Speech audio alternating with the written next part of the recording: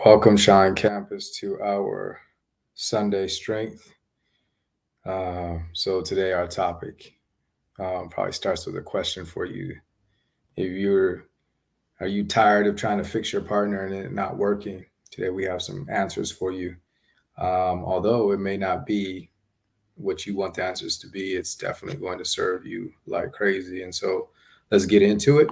Um, Starting out with me letting you know that it definitely doesn't build a solid relationship. In fact, it erodes our relationship if we are constantly trying to fix our partner or get them to do something different for us to be okay. And that's actually a common statement that we talk about in sessions, which is I don't um, need anybody to do anything different for me to be okay. I'm going to have to be the one that does something different for me to be okay. And so it's a hard ask. It's a difficult thought process, but it's a super important one.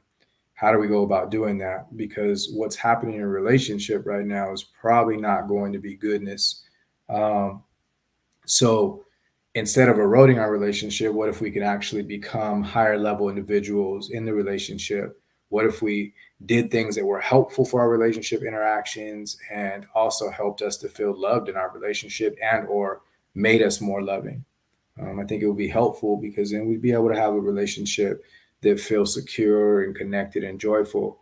And we could change that around just by like a little mini conversation here this evening. If we can get into it a little bit, we it could help us figure it out. And so what's actually happening when we're trying to get our partner to do something? Well, there's a couple of things that are happening, but one of the things that's happening is you're accidentally letting your partner know that they're not good enough for you. And I know there's going to be a lot of pushback. There's will be a lot of different ideas, but the truth is, um, the reason our relationship starts to take a hit and decline is because that kind of interaction sends a message that's underneath that says like, "Hey, you're not good enough, and I'm not going to be happy until you're good enough." And so, us trying to criticize our partner or somehow try to get our partner to do something different constantly is um, going to send that kind of message. And imagine like if you're sending a message that says like, you know, my partner's not affectionate enough, or my partner is too affectionate, or whatever that scenario is, and you're talking to them about that kind of situation. Um, and we'll get to how to do it in a second. But the only thing that's happening is you accidentally end up with someone who is loving the potential of who you are, but can't stand who you are, right? Imagine yourself living in a scenario where you're not, you haven't really been enough in life, and then you married somebody who's now validating that scenario for you, right? Or, and in some cases, what I see too is there's situations where you're married, but you're really in a parent child relationship. So all those things are happening constantly, and it really takes two for this situation to happen. And what makes it happen is two people are kind of living out their blueprint, and you just so happen to meet each other. I think that's a huge deal. I think our definitions are wrong, and so we have the wrong design for marriage. And we're going to ask some questions, I think, in a second that's going to help you to assess what your design is and what you think a relationship should be. And then the other thing is, you don't really know a better way to deal with what you're afraid of. Like you see your partner do something that's scary or that isn't helpful to you, or that you know is not like the best version of them, or that means that they're living at a less rate, that might cost you something.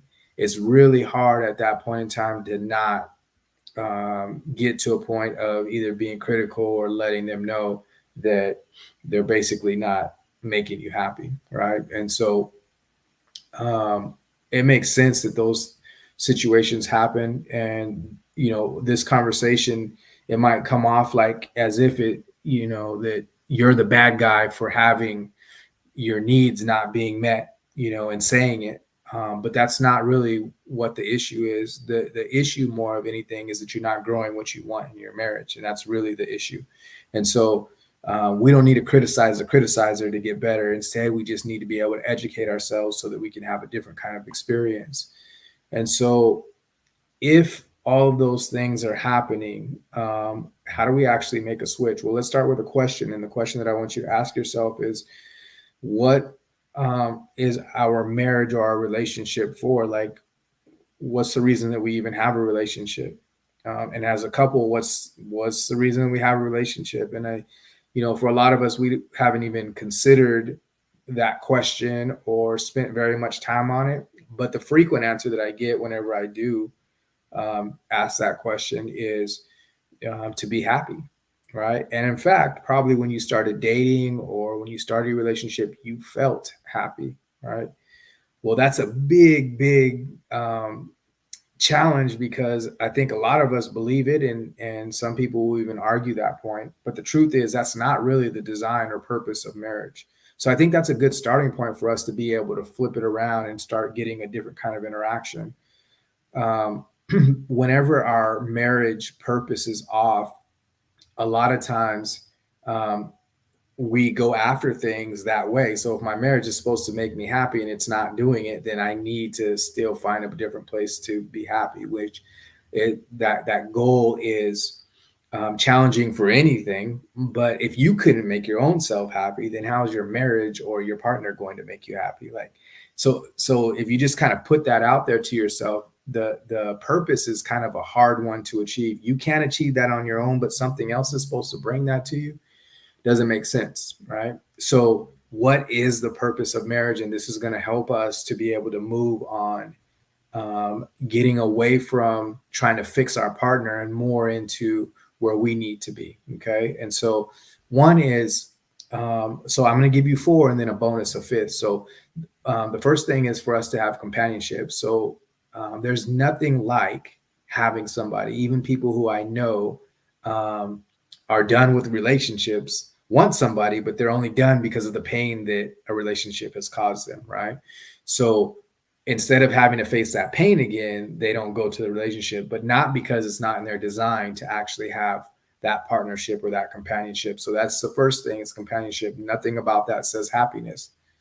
The second thing is unity. And so what's available to us is a deep, intimate connection where we become one. And that's a constant. Luckily, both of these things, all four of these things will be things that we can constantly strive towards. Like, it's not like you achieve it today. There's always more that you can work towards. And so unity is the second one.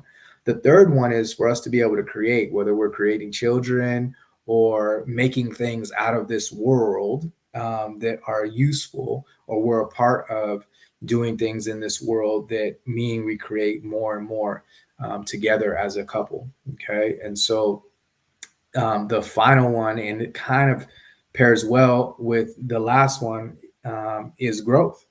So our ability to grow, and any of us in a relationship know that the relationship will cause you to, and this is kind of the cool outcome of us being able to focus on this, is the relationship will cause you to grow, right? In order for you to be able to grow it and or be a part of it, um, as a parent, as a partner, as a person in this world, right? The opportunity to grow is always there. And so the relationship has those four ideas. And then there's a bonus one that is sneaky, and that is to be a reflection of God, right? And so the more that you could think about how your relationship looks like a godly design, the more that you have an opportunity um, to really grow it. All right, so now we just shifted our focus, and this is kind of cool, because if you just know the purpose of marriage, then you don't have to go to somebody else to make you happy. Now you could just focus on doing those pieces. Like, is what I'm doing, and you can ask yourself, because there is no in between, is what I'm doing part of companionship? Is what I'm doing part of unity? Is what I'm doing part of creating? Is what I'm doing creating growth? Like, all those things are now our new question, And that's going to change how you pursue things. Pursue things. It's no longer like this person's making me unhappy, or this person's not doing what they're supposed to be doing, so now I'm not going to be okay. Instead, it's I have like I at least have 4 things to do here, and I could be pursuing those situations as much as possible. Okay, so does this let the person off the hook that says like, well, but my partner's still not changed? Does it let your partner off the hook? Well, you can't be in charge of them. And to be honest, if we're still at a place where we're trying to fix our partner, we can see that doesn't work either. So what is the work? Sometimes it's about the environment that we're in, right? And so the goal of this conversation is not to try to tell you how to fix your partner. Instead, is to try to tell you that the best option for you to be able to be in a different kind of scenario is to focus on growing the purpose of your relationship, and then allow your partner to be a part of a place where they feel loved and supported and connected. And at that point in time, most people do look at growth because it challenges them to be better and to want to reciprocate. There is a law of reciprocity. It challenges them to reciprocate what's going on, right? If you do it for any reason that mirrors, like, okay, if I start doing this, Thomas said, my partner is going to change, then you're not doing it for the right reasons, right? So our goal was to be better as individuals in our relationship and give ourselves a different chance to exist inside of our relationship. So here's the thing about this is I think this is right, the crossroads for everybody right here, because for a lot of us, we kind of say, you know what, let me just return back to making myself miserable and my partner miserable by focusing on all the things that they are not, right? And if I could just focus on those things and keep going with that, I know how to do life that way. I don't know how to do life in a way that says I focus on doing the things that mean build my relationship in a beautiful way. And so I would just go back to the other situation, right? And I want to challenge you all to not go back to the other situation, to rewind the video and go back to those 4 pieces and your bonus piece, and really try to focus on working on those as an individual and push through the hardship that would make you want to go back to the ease of just fixing your partner and making them do better things so that you can feel better. It's not working, and so there might be some certain things that don't work. For instance, if you try to what do they say, put a square peg in a round hole, or a round hole in a square peg, like those, there are just certain things that don't work. And one of the things that doesn't work is us trying to fix each other, right? And so there is no such thing. Each individual has to pursue themselves. All right, you guys, put in the comments. I always like whenever we get some comments down below that talk a little bit about your trial and error with this scenario, what it feels like. Maybe if your partner hasn't changed, but yet you're still pursuing this, I'd like to hear from you as well. And then any other questions that you guys may have, you're welcome to put it in the chat, and we'll see if we can get some answers to you soon enough. All right, take care, and we'll talk to you soon.